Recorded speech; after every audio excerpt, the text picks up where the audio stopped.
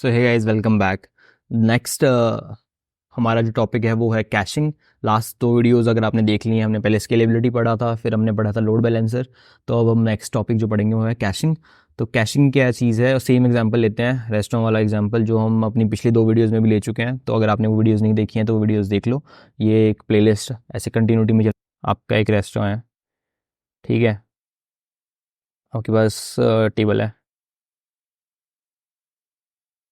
एक टेबल ये है, दो टेबल ले लेते हैं, दो टेबल लगे हुए हैं, उनको दो सर्वर्स भी मान सकते हैं हम। और अब आपके कस्टमर्स आते हैं, ठीक है। आपके कस्टमर्स आते हैं, कस्टमर्स आके यहाँ बैठ जाते हैं आपके।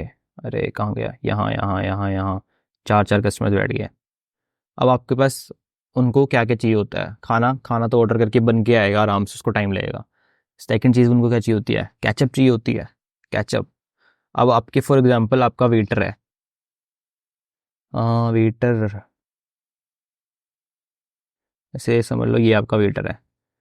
अब आपका यहाँ पे पीछे आपने किचन बना रखा है, ठीक है। इसको भर देते हैं, ये किचन है।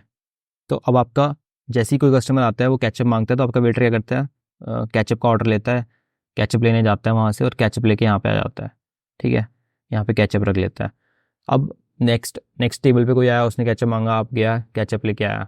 उसी टेबल पे एक और कस्टमर बैठा है, उसने केचप मांगा, फिर वो गया केचप लेके आया। तो कितना मतलब कोई सेंस नहीं बनती ना इस चीज़ की। तो इस चीज़ को, इन ऑपरेशंस को जो फ्रिक्वेंटली ऑपरेशंस हो रहे हैं सर्वर पे आपके, जो एक बंदा है आके अपनी अपनी प्रोफाइल है इंस्टाग्राम पे, मैं अपनी प्रोफाइल तो देखूंगा ही बैठ के ना, खोलूंगा एक बार अपनी प्रोफाइल देख रहा हूँ, मेरे को मेरी प्रोफाइल बार बार वो फैच करने की ज़रूरत नहीं है, ठीक है।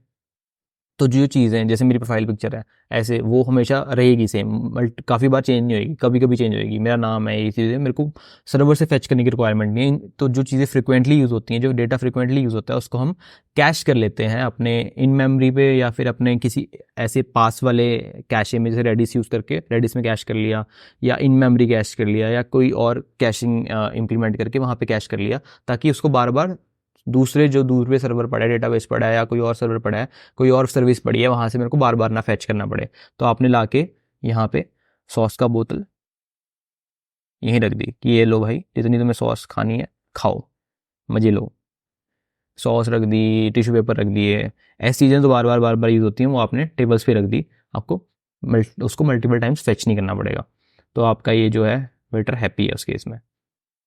तो डेफिनेशन पढ़ते हैं। डेफिनेशन क्या है कैशिंग की। Caching is a technique use to store frequently access data in a temporary storage location called a cache to reduce access time and improve performance. एक तो एक्सेस टाइम बढ़ा रहा है, कम कर रहा है, और इम्प्रूव परफॉर्मेंस को बढ़ा रहा है। Second, caches are typically located closer to the application than the main data store which reduces the latency of data retrieval. Obviously अगर कैश बना रहे हो तो आप उसको दूर तो रखोगे नहीं कि आप सर्वर के पास में एक और कैश बना के रख रहे हो और वहीं से उठा के लेके आ रहे हो। सॉस की बोतल किचन में तो रखोगे नहीं कि बार बार उठा के वहीं से लेके आनी पड़ जाए। कस्टमर जा रहा है, सॉस डाल रहा है, फिर वापस आ रहा है, ऐसे अच्छा लगता है ना। तो आपके बिल्कुल क्लोज रखोगे उसके, ताकि वो ऐसे उठा के उसको यूज़ कर ले। तो कैशिंग भी ऐसी है, हम जो डेटा हमें बार बार एक सर्विस को रिक्वायर्ड है, वो सर्विस उसको अपने पास किसी चीज़ पे, किसी स्टोरेज लोकेशन पे कैश करके रख लेती है। Caches operate on different levels such as client side caching, server side caching, CDN. तीन टाइप की, मल्टीपल और भी डिफरेंट टाइप्स की होती हैं, ये तीन मेन है।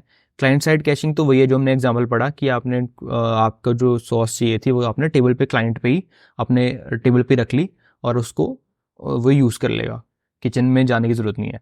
सेकंड है server side caching. Server side caching में क्या कह रहे हैं हम, कि ऐसी चीज़ें जो कि सर्वर्स के बार बार मांगी जाती हैं। जैसे कि अगर कोई रेस्टोरेंट में आ रहा है, साउथ इंडियन रेस्टोरेंट में, तो मसाला डोसा है, मसाला डोसा तो वो खाएंगे ही खाएंगे, हर एक कस्टमर खाता है मसाला डोसा, मसाला डोसा, मसाला डोसा, मसाला डोसा। ऐसे डिश जो बार बार आ रही है, जैसे समोसे हैं, समोसे भी काफ़ी लोग खाते हैं, तो समोसे भी बना के रखे होते हैं बंदों ने। आपने देखा होगा दुकानों पे पहले से समोसे बना के रखे होते हैं। बाकी चीज़ें ऐसे जो खुद खुद बनाते हैं, कुछ चीज़ें पहले से रखी होती हैं समोसे वगैरह बना के।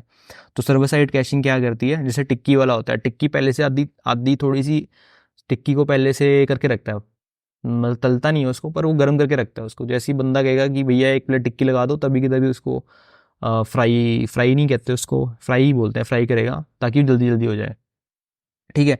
तो सर्वर साइड कैशिंग क्या है कि हमारे किचन में ही बंदे ने कुछ चीज़ें ऐसे पहले से बना के रखी हुई हैं जो कि वो एकदम से यूज़ कर सकता है, ठीक है। तो ये होगी सर्वर साइड कैशिंग की, उसको दोबारा से वो अब ये नहीं कि टिक्की का ऑर्डर आया तो वो अब आलू उबालेगा, उस टाइम पे आलू बनाएगा और फिर उनके अंदर वो सामान डाल लेगा, मसाला डाल लेगा, फिर टिक उसको बनाएगा, फिर वो देगा। सर्वर भी कुछ चीज़ें अपने एंड पे पहले से प्री कुक करके रखता है, मतलब पहले से उनको कैश करके रखता है। तो that is server side caching. तो इनके डेफिनेशंस पढ़ लेते हैं। क्लाइंट साइड कैशिंग क्या होती है? Where the browser on the client side application stores data locally to avoid repeated request. Browser या फिर आपकी जो फ़ोन में एप्लीकेशन होती है वो अपने आप पे, वो एक क्लाइंट है, एक फ़ोन का एप्लीकेशन क्लाइंट की तरह एक्ट करता है सर्वर के, और ब्राउजर भी एक क्लाइंट की तरह एक्ट करता है। तो वहाँ पे वो एक अपने कैशे में स्टोर कर लेता है चीज़ों को। सेकंड चीज़ क्या है? Server side caching. Server side where the server maintain a cache for frequently access database queries, static assets और एपीआई रिस्पॉन्सेज। जो एपीआई जैसे यूजर डिटेल्स की एपीआईज है, यूजर डिटेल गेट करनी है, यूजर डिटेल बार बार चेंज होती है। आपका घर का एड्रेस है, आपने एक बार डाल दिया, वो एड्रेस वो बार बार चेंज होगा। आपका नाम है, आपका फ़ोन नंबर है, वो अब मतलब बहुत ही लेस फ्रिक्वेंटली अपडेट होता है। तो उस चीज़ को बार बार डेटाबेस से फैच करने के बजाय आप उस एपीआई के रिस्पॉन्स को कैश कर लेते हो। अलग अलग फ्रेमवर्क्स यूज होते हैं कैशिंग के, आप उनको कैश कर लेते हो, और जब भी उस सेम यूज़र अपना इन्फॉर्मेशन गेट करने आता है तो सर्वर बिना डेटाबेस पे कॉल मारे सेम ही डेटा को रिटर्न कर देता है। That is server side caching. CDN, content delivery network caching, where a network of server distributed across different locations stores a copy of static assets like images, videos to serve users faster from the nearest location. CDN caching क्या होती है कि जो हमारे Google पे कुछ भी search करते हैं, वेबसाइट खोलते हैं, तो वो स्टैटिक कंटेंट हमें सर्व होता है वहाँ पे, इमेजेस, वीडियोस, ऐसी चीज़ें जो कि एक लोगो है, कंपनी का लोगो है, वो एक इमेज है, वो भी काफ़ी बार अपडेट नहीं होगा। तो वो चीज़ें भी हम जो हमारा CDN है वहाँ पे वो कैश कर लेता है मल्टीपल तरीके से, ताकि वो जो स्टैटिक कंटेंट है वो भी फास्टर आपके पास जल्दी जल्दी यूजर्स को सर्व कर सके। तो that is CDN caching. And there are multiple cache replacement policies such as least recently used LRU caching, least frequently used LFU caching.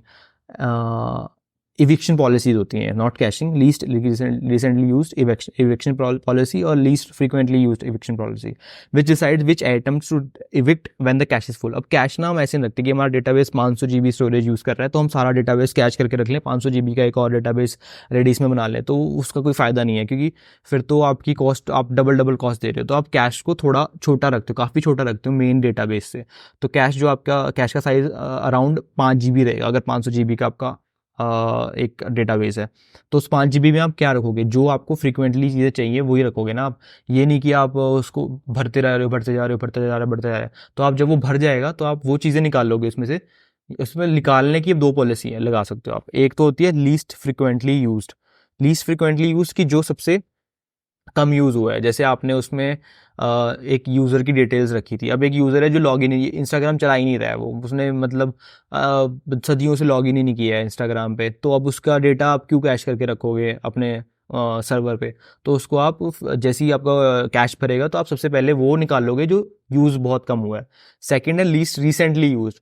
Least recently use में क्या होता है कि जो सबसे कम रिसेंटली यूज हुआ है, एक तो टोटल लेस यूज हुआ है और एक है जो रिसेंटली अभी हमारा जो अभी सबसे रिसेंट यूज केस है उसमें वो सबसे कम यूज हुआ है, उसको हम निकाल देते हैं जो सबसे लास्ट में है, ठीक है। तो ये 2 पॉलिसीज होती हैं, लीस्ट रिसेंटली यूज और लीस्ट फ्रिक्वेंटली यूज। इस पर हम एक डिटेल वीडियो भी बाद में बनाएंगे। अभी के लिए आप इतना समझ सकते हो कि 2 एविक्शन पॉलिसीज हम यूज करते हैं कैशिंग में। तो that is all for the caching, ऐसे ईजीएस्ट टर्म्स में। अब हम नेक्स्ट टॉपिक पे जाएंगे इन द नेक्स्ट वीडियो, उसमें हम डेटाबेस शार्डिंग के बारे में पढ़ेंगे। तो ये तीनों वीडियोस अगर आपने नहीं देखी हैं तो पहले स्केलेबिलिटी के ऊपर वीडियो बनाई है, सेकंड हमने फॉल्ट लोड बैलेंसर के ऊपर वीडियो बनाई है, थर्ड हमने कैशिंग के ऊपर बनाई है, फोर्थ हम बनाएंगे डेटाबेस शार्डिंग के ऊपर। तो अब नेक्स्ट वीडियो में आ जाओ, साथ के साथ नेक्स्ट कर दो, प्लेलिस्ट चल रही है, बीच में छोड़नी नहीं है प्लेलिस्ट, ठीक है। Bye bye.